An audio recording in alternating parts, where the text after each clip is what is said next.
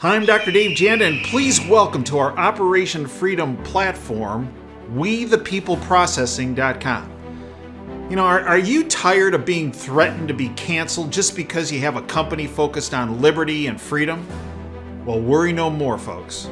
WeThePeopleProcessing.com is your go-to merchant services, freedom-based company to provide business service payment solutions. We the People Processing provides their clients a cancel culture-free platform which is domestically based. They provide competitive rates, no contracts with next-day funding, a fully vetted and like-minded financial infrastructure, and full support for integrations, implementation, and e-commerce efforts. Bottom line, WeThePeopleProcessing.com focuses on defending your company's free market growth, values, and future. Check them out at www.WeThePeopleProcessing.com. Once you're on the site, enter in password Operation Freedom or call 855-499-2024. That's WeThePeopleProcessing.com. Then, when on the website, enter Operation Freedom as your password or call 855-499-2024. Mr. President-elect, go ahead. Can you state She's categorically? asking a question. Mr. President-elect, can you give us a question? Don't be You are rude. attacking us. Can you give us a question? Don't be rude. No, I'm not going to give you a question. question. I'm not going to give you a question. Can you state categorically? You are fake news. Sir. I'm Dr. Dave Janda. Welcome back to Dave versus the MSM. I'd like to thank you for joining me today. I'd like to thank you for networking this information. In this particular video, the information I believe is very important to every member of your family and to everyone you know. I'm going to provide you information that's based on my experience in healthcare over a 33-year time period. And it relates to the sudden deaths that we're seeing, and in particular in sports. I have a very unique perspective on this that I don't know of anyone else that has this kind of perspective because I've been working on this issue for, as I said, over 30 years. I want to start with a quote. Quote, "If you tell a lie big enough and keep repeating it, people will eventually come to believe it. The lie can be maintained only for such time as the state can shield the people from the political, economic, and/or military consequences of the lie. It thus becomes vitally important for the state to use all of its powers to repress dissent, for the truth is the mortal enemy of the lie. And thus, by extension, the truth is the greatest enemy of the state." End quote. Who said that? Joseph Goebbels, the individual who was in charge of propaganda for Nazi Germany. That quote, it's very sinister, but unfortunately it's very true. And what we have experienced over the past 3 years has been very sinister as well. And it's been one big lie. I have to be careful on this platform. The only reason why this platform is still here is because how I have chosen my words over the past 3 years. We also have some help from our IT people at davejanda.com who can make my words a little bit harder for AI to discern. It's one of the reasons why we put so much time into these videos. It's also the reason why the syndicate suppresses these videos. Just look at the view counts. Do you really believe the number? We would get between 300 and 400,000 views a video. And now? We would get 300, 400,000 views a video when I had less than 50,000 followers on YouTube. I got over 160,000 followers on YouTube. And now we get 1,500 views. You believe that? I don't. It's all con. See, they have to do everything in their power to make sure that you don't get this information. So they suppress view count numbers. They don't send out notifications. How many comments do you see in my sections underneath the comments? They say, "Oh, Dave, nice to see you back." I never left. Never. I have been providing a new YouTube video every Tuesday morning since 2017. Yet for years, the people who are followers who should get notifications when I put a video, they're not. People will say, "It's so hard to find your videos." Yeah. Because we provide you not hopium. I refuse to do that. I provide you facts and data and science when needed to educate you, to empower you, to protect you. And they want none of that. When I first got involved in the practice of medicine, folks would say that there was an art and science to practicing medicine. True. And part of the art side of it was experience, of getting experience and then realizing there are certain trends that you see and breadcrumbs that you can see that over time influences how you treat someone and practice medicine. That's why people say, well, why does it take 4 years to go to medical school and then 5 years of residency for an orthopedic surgeon and another X period of time for a fellowship for you to learn all this stuff? I mean, really? Does it really take that? Oh, yeah. No, because it's not just the book side. It's not just the science side of medicine. It's the art side. And that's what I feel is missing at this point in medicine.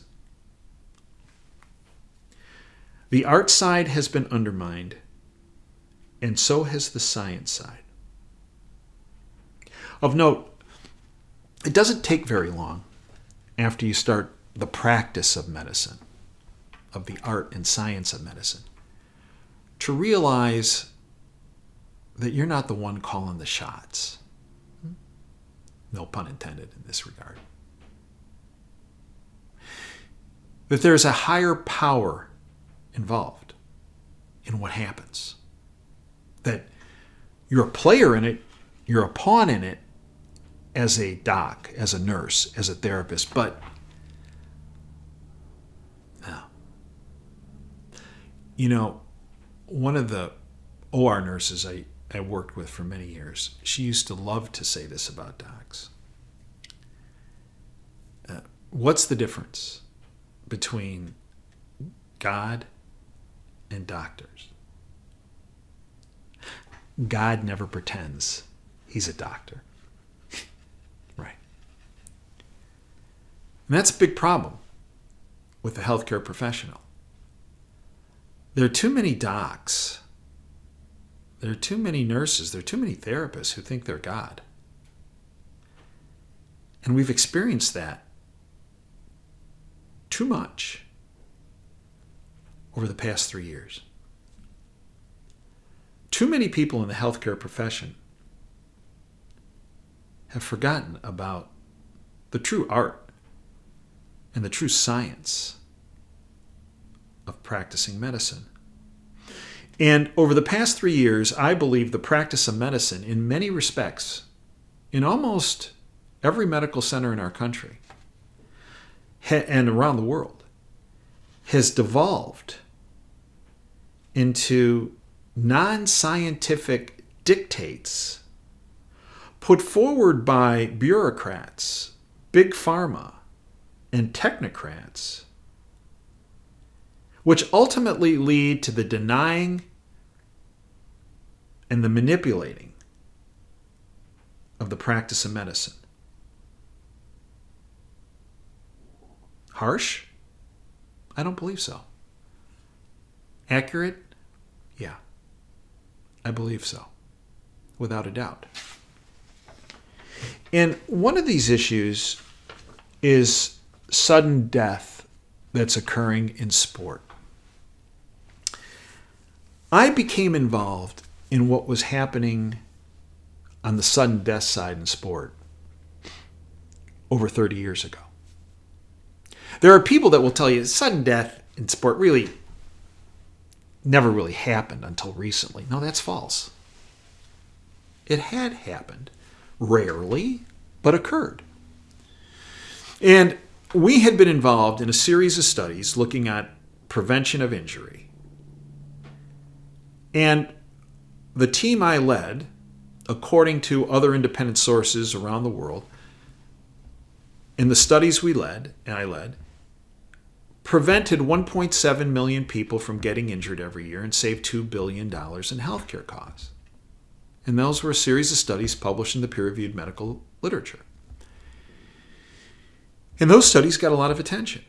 Now, what also got a lot of attention is the fact that we spent $1,000 once and it led to the savings of $2 billion every year. A number of people in the sports world came to me and said, Janda, you did a really good job leading this team to come to have this huge impact of preventing injuries and preventing unnecessary healthcare costs. We need you to look at sudden death in sport, and in particular, people getting hit in the chest with a baseball, lacrosse ball, softball, hockey puck, soccer ball. Most common.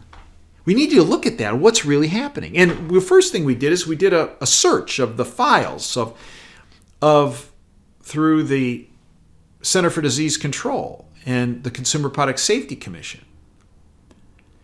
And what we found was that there were roughly several dozen people, usually younger age group, most common sports being softball, baseball, lacrosse, and hockey, that got hit in the chest and died.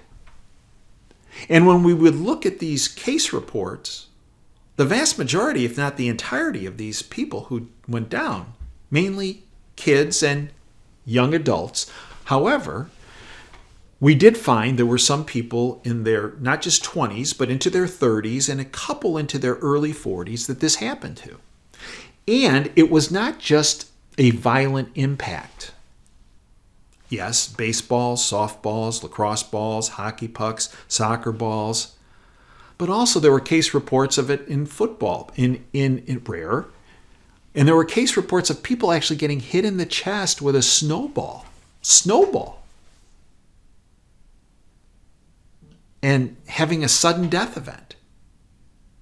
And the common denominator is these people had, across the board, CPR initiated and still died. And no one was quite sure why. I started doing some research saying, well, are we seeing this anywhere else? And I came across case reports from the automotive industry of due to airbag deployments in cars that people were dying because of the airbag hitting their chest.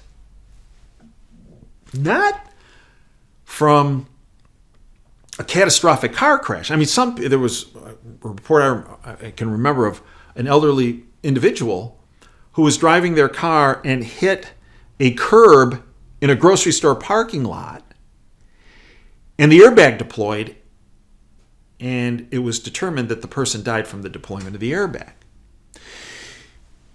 I contacted a lot of different companies in the sports world, in the medical world, about, hey, we want to look at these. Our team wants to look at these.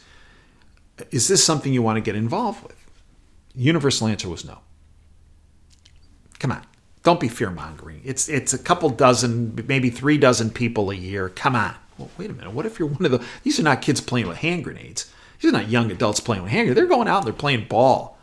They're playing hockey. They're playing lacrosse. They're playing snowball fight. And they're dying. Really? What if that one person is your kid or nephew or niece or grandkid or... Really? No, we're not going to say this is happening millions of times a year. But come on. So finally, General Motors Research Labs, and in particular, the principal research scientist there, Dr. Daviano, said, yeah, we'd like to work with you on this because we're seeing this with the airbag issue.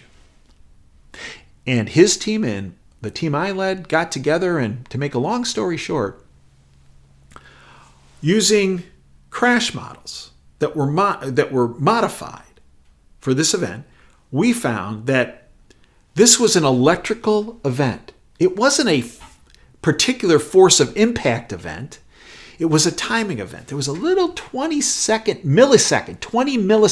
infinitesimal time, that if the impact occurred at the right phase of the heart cycle, the beginning of the upslope of what's called the T wave, it short-circuited the heart and made the heart beat wildly, so wildly it could not pump blood effectively to the other vital organs, and that's how these people were going down. And then what we found is if you repetitively thump the chest, or better yet, get one of those defibrillators, which weren't that available back then in the early 90s. If you get one of those defibrillators and shock the chest, and every minute that goes by, the mortality, the death rate goes up by 10%. So in other words, you got 10 minutes to deliver that shock. If you do that, the odds are very high that you'll short circuit the heart again and make it start beat normally. We, over several years' time, at the General Motors Research Labs, did the research on this. And we found out how these people were dying and what to do if it occurred. Yes, you give CPR, that helps oxygenate the blood, but it's not going to solve the issue. You got to defibrillate. And at the time, there were companies in the sports world that were making products like softer, heavier baseballs and chest protectors, and they had marketing out there, kind of the safe and effective marketing that we saw with the latest, right? That if you use their product, that these people won't die. Does that sound familiar? And the Consumer Product Safety Commission signed on to that. Well, Dr. Daviano and I contacted all these companies that were making these claims, right? About like this being safe and effective, right? Same thing, direct correlation. We said, hey, send us your data, send us your studies, send us your information, because you got big marketing claims to the point where they had the names of the kids and the young adults who had died getting hit in the chest, saying if these people had used our product, they'd be alive today. I kid you not. And we said, send it to us. Guess what? We never got any. Why? Because they didn't have any. It was all marketing. Safe and effective. Same thing. Different decade. So what we did is we did the research on these products that were touted as being protective, and guess what we found? They didn't work. But what did work were those defibrillators.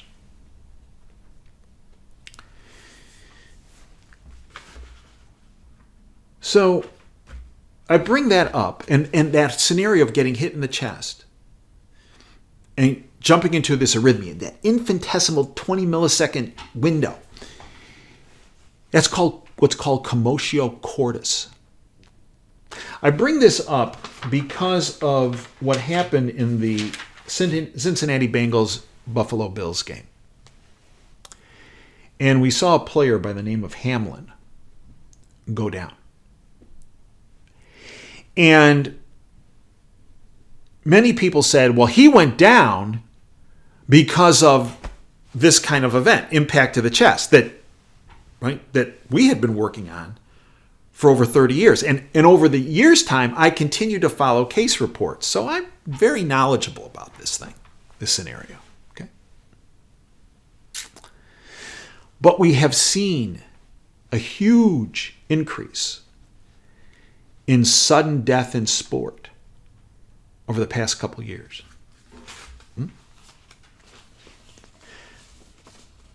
So let me bring a couple pieces of information forward, and I have to be careful in how I do this.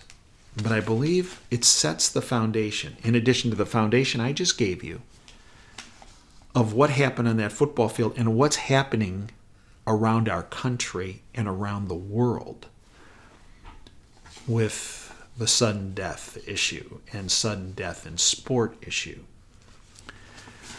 I want to refer you, first of all, I did an interview with my friend Dr. Peter McCullough on our subscription site at davejanda.com. This is not something I could bring to social media. That interview is now free. And it's on the homepage at davejanda.com. And you go down, it's on the left-hand side, and you'll see a picture of me and Pete. And we dissect a little bit on this, but other issues that you need to watch. And then you need to network. It's there. But Pete recently presented some information on this sudden death issue in sport. And it reinforces some things I've already talked to you about in this video. A recent paper from Polykratis and himself, Dr. McCullough, addresses the sharp rise in athletes' deaths since this started in January 2021. Since January 2021, 1,598 athletes suffered cardiac arrest, 1,101 of which were deadly. Now that's a lot. Remember, what was I telling you before? Roughly 2 to 3 dozen a year. He goes on. They did an analysis over a prior 38-year time period. 38 years, they had documented 1,101 athletes less than age 35 died in sport, which averaged out to 29 per year. Very similar to what I told you, right?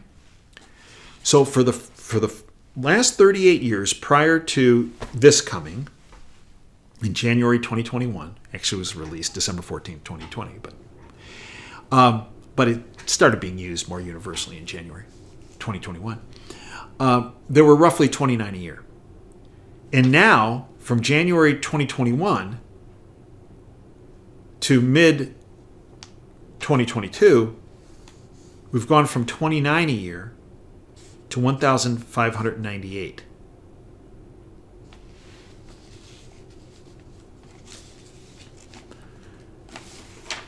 Well, let's add a little bit more information to the plate here that we're creating. There was recently a study out of Thailand of young adults post this who showed nearly a 30% injury profile of cardiovascular injuries after this. This was reported by Steve Kirsch. He went through the study. He's one of the top data analysts in the world.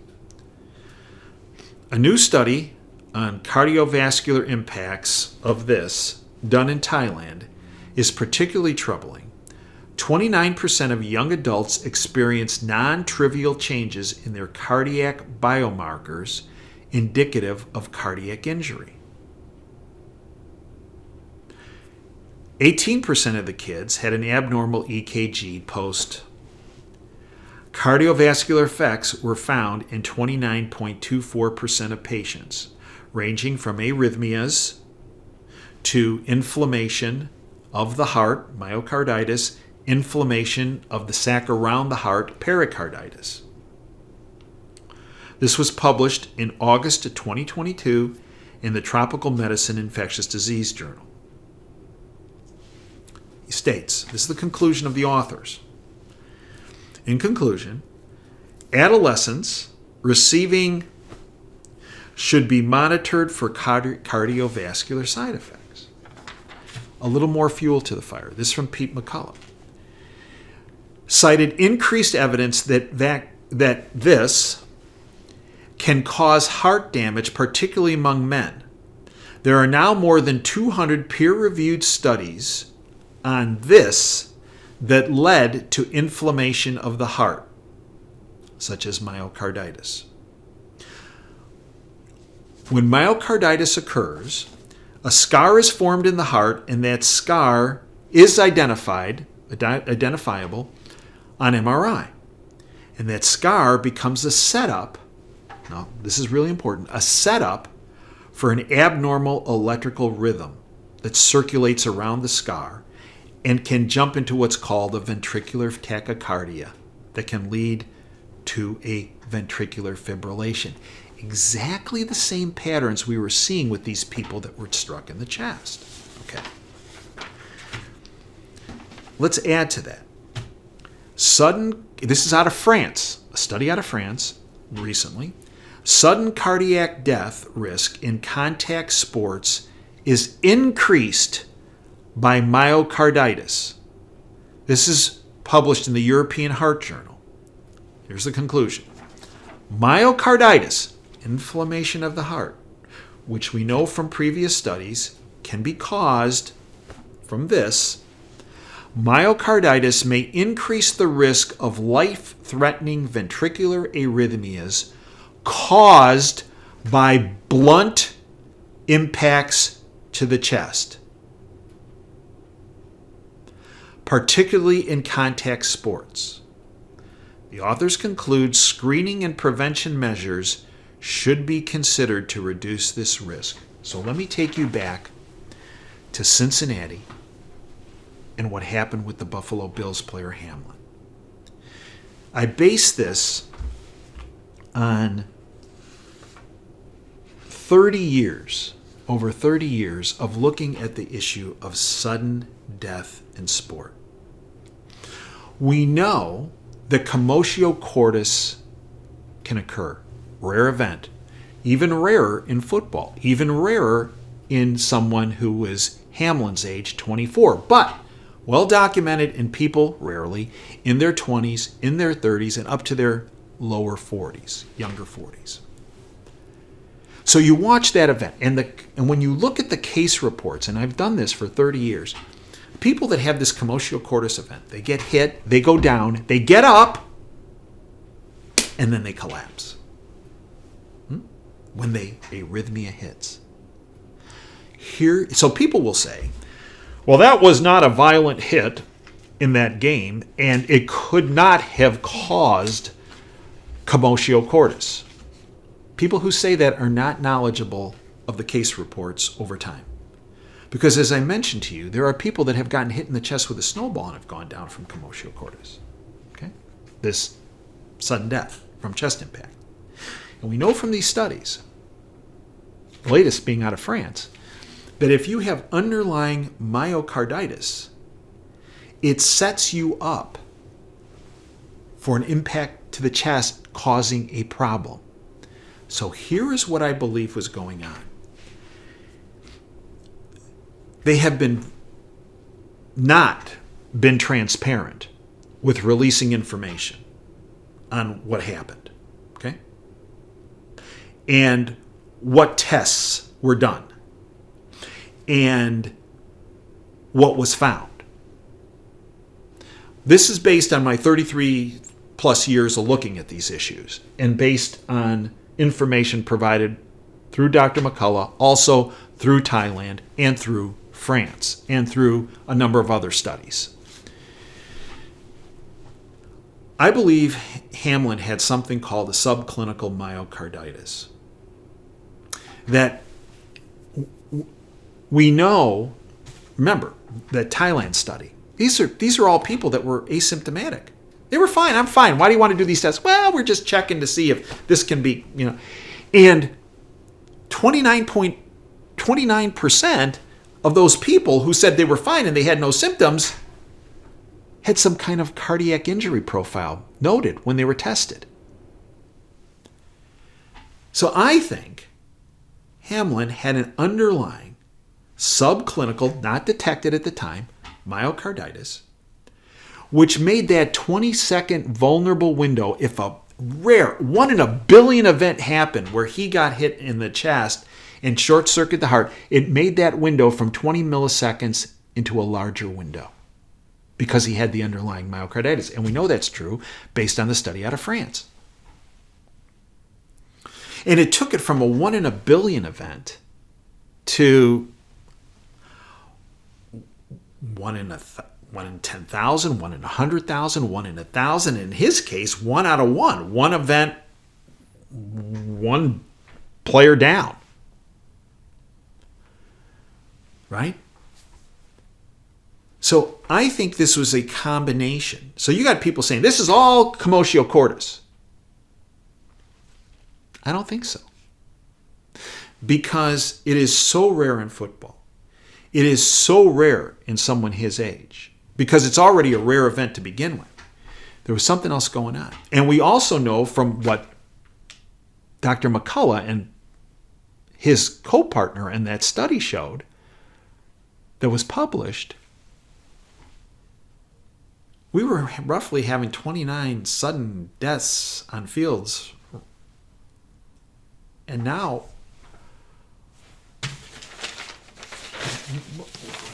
Pete tells us we've had 1,598 athletes suffered cardiac arrest in a year and a half. No, there's something else going on, folks. I think he had developed a subclinical myocarditis post, and he was asymptomatic. And then the rare, really rare event occurred. But that 20 millisecond window was bigger because of the myocarditis. And that's when he went down. So the question is, well, what do we do about this? It's a great question. Hard answer. Number one, I go back to what our research showed 30 years ago. That when my kids played sports, and my kids played pre-high school sports, high school sports, and one of our kids participated in Division I athletics in 3 different sports. I always brought a defibrillator with me to their events. Okay? They're not that expensive. And they've gotten less so over the past 30 years. In fact, you can buy them on, you name the platform, right? You can just do a search, or you can go to like Amazon, things like that. They sell them. On 3 different occasions, I had to open that defibrillator. And at their athletic events. And I never had to defibrillate somebody. But I opened them because at a minimum, you put the leads on and you get a really good tracing of the heart, and you can look at it and say, and it'll tell you. It actually it talks to you. The defibrillator says, not a pathologic rhythm, not a problem rhythm. Or it'll say, problem rhythm, please shock. And you just push the button. Now let's say you're a clod, okay? And let's say you put the leads on, and it says, not a problem rhythm, don't shock. And you go, I'm a clod, I am going to hit the button. And you hit the button, it won't shock. Okay? So I used to bring a defibrillator with me to all their events. The key is the timing of the defibrillation. So as a parent, as a grandparent, as an aunt, uncle, as a good citizen, as a good neighbor, you should make sure that every athletic facility and field has access to a defibrillator before a game starts. Okay? Now, the good news is that when I spoke about this, when I did Oprah Winfrey Show many years ago, we spoke about this scenario and what to do. And I get the Oprah thing. I get it. But there were some very positive ramifications of that show. One of which was that because of the exposure on that show, athletic facilities, schools, airports, places of business, gyms around the country, around the world, started saying, oh, maybe we should get one of these things. So I know, I don't agree with her politics either. But this is bigger than politics, okay? This is life and death stuff. If it wasn't for her, I can tell you, because I was the guy doing the research, we got some exposure on things. But boy, I'll tell you, with Oprah, a lot of exposure. I think there were 12 million people that watched the show that we did. And over the years, I have heard from people who said, I want to thank you because I didn't know about this scenario and I didn't know about defibrillators. And, well, because of that show, I ended up pressuring our community to have defibrillators. All paramedics have defibrillators in their units. Most police officers have a defibrillator now in their cars. At the time they didn't. The police officers, now they do. But I have been contacted by countless people who said, thanks so much for providing this, because I pressured our facility to have it. I pressured my workplace. I pressured our recreational fields. I pressured our school. And you know what? We had to use it the other day. And it saved a life. If it were not for Oprah doing that, point of fact, we wouldn't have gotten that exposure to do it.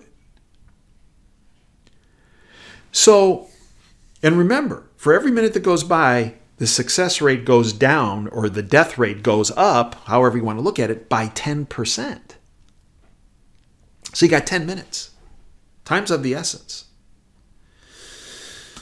So, number one, you got to make sure defibrillators are available in your area. Okay? Number two, you got to make sure that the coaches that are working with your kids and in your community are well versed in CPR and in the use of an AED. And that they, important, I know this sounds trivial, but it's really important, know where the AED is. Okay? Because all too often a school will have an AED and it's locked in the janitor's closet. Nobody knows about it. Oh, we got an AED. Where is it? I don't know. Meanwhile, tick, tick, tick, tick, tick. The seconds and the minutes tick off. And the chance of survival goes down if this rare event occurs. Okay? Number two, if I was a professional athlete, a college athlete, or a high school athlete,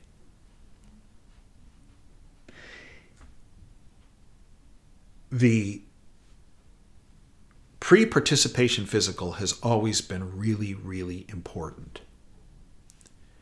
And even more so now. I also believe that if an individual, based on the data we have now, and now we see the safety signals coming out of the CDC that they've been kind of keeping under wraps for several years. They're making an entrance now that many of us have been talking about for several years, that now that was conspiracy theory is actually reality. I actually believe that if you've had this and you're an athlete, no matter what the age, you need to go see your doc. And if I was an agent of a professional athlete, or if I had a vested interest in somebody in athletics, no matter what the age, and they had this, I would say, okay, we need to run some blood studies, some cardiac injury profiles. We need to get an EKG. I think we need to think about and talk about and get an echocardiogram. And one of the most sensitive tests, according to the cardiologists I know, of looking for myocarditis, subclinical, remember, like those kids in Thailand, well, we're fine. We don't have, 29% or, whoa, is a cardiac MRI. And if any of those tests come back positive, the individual should be withheld from participation in sport and should be immediately worked up by a cardiologist. Fact. That's not fear-mongering. It's being straightforward. It's, in a way, being proactive to a reactive situation. You can't take back one of these, okay? No matter what it is. I don't care what. But you can try to work around it. You can't take back a hit to the chest, but you can work around it, right? So when you're teaching kids in baseball and softball, you can teach kids how to get out of the way of a pitch. One of the common denominators we found in kids that got hit in the chest with a baseball and softball is they walked into it. They panicked and they opened up into the pitch rather than tucking and rolling and getting hit more in the scapular area, in the back. So that's part of it. But impacts occur. And remember, they are incredibly rare events where they can cause problems. But we can't go, la, la, la, la, la, they don't cause problems. There's never an event that's ever happened. No, you're not being honest with yourself or anyone participating. They're rare. You don't fearmonger. This is a beyond rare event. 1 in a billion, 1 in a million. But we want to make sure that if that window is opened up a little bit because of some underlying issue, that we're protective of those people as well. And part of that is being evaluated. Is there any downside by having a pre-participation physical? I don't believe so. Because a lot of things are picked up at those that you never would think would be picked up. But now that we have these added studies, I believe it's even more important because so many people were told this was safe and effective when in fact we know it's neither of the above. So we need to say, okay, what are we going to do? And I believe the more information we have, and let's say the information shows everything's fine. Great! Peace of mind. For you, for everybody around you, for your family, for your community. But yeah, I think we're at a point now where we can't ignore it.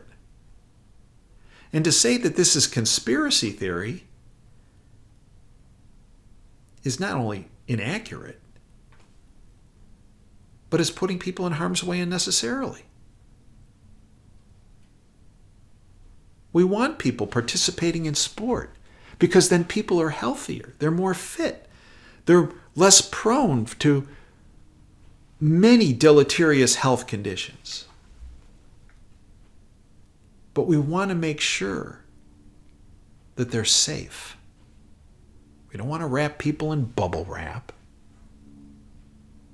But we want to make sure that if somebody is vulnerable, that we know that ahead of time and we can make the necessary changes and take the necessary steps so that they can have a full life in sport and beyond sport.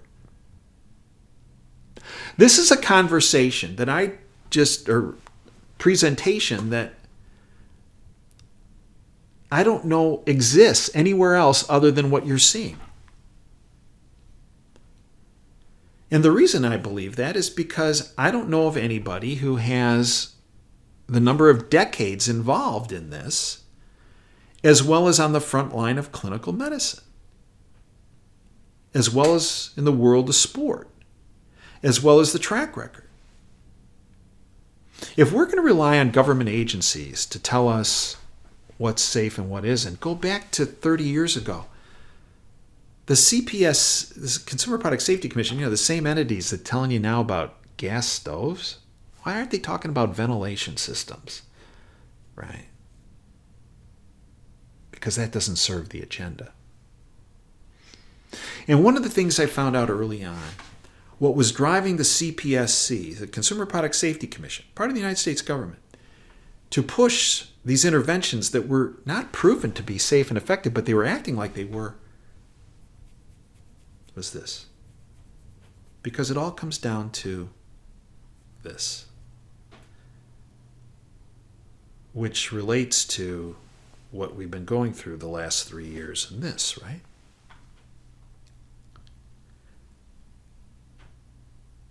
And it goes back to something that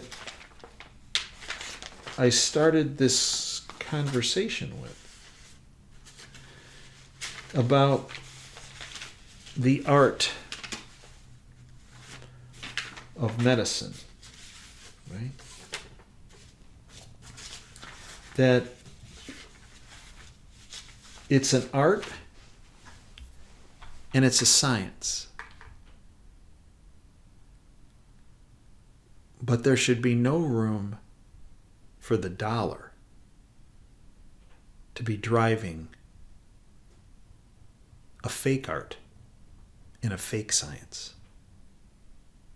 That's what gets me in trouble, always has, in the medical industrial complex. I don't let money drive my research, drive my recommendations, drive my analysis. And that drives people insane.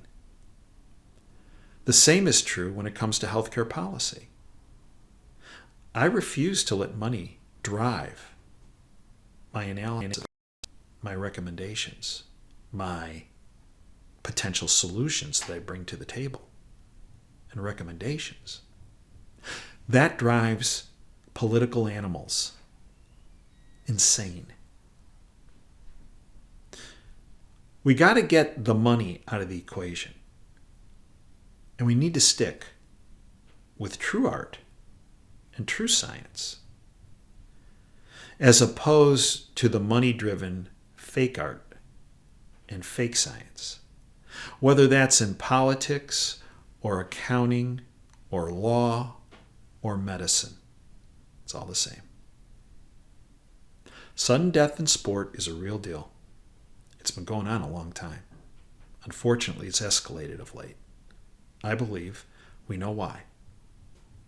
And if you are going to rely on the government or politicians or big pharma or big insurance or big medicine like the AMA or big government to lead you to the promised land of solutions, nope. Nope. Take it from me. I've seen it. I've experienced it. It's why I have fought the fight I have fought for over 30 years. There's a statement that I continually make in my presentations as it relates to prevention. Prevention needs to be more than empty rhetoric. Action must follow. I have provided you action steps to take today in order to prevent the needless sudden death in sport. And frankly, it goes beyond sport, in society. I thank you for your time today.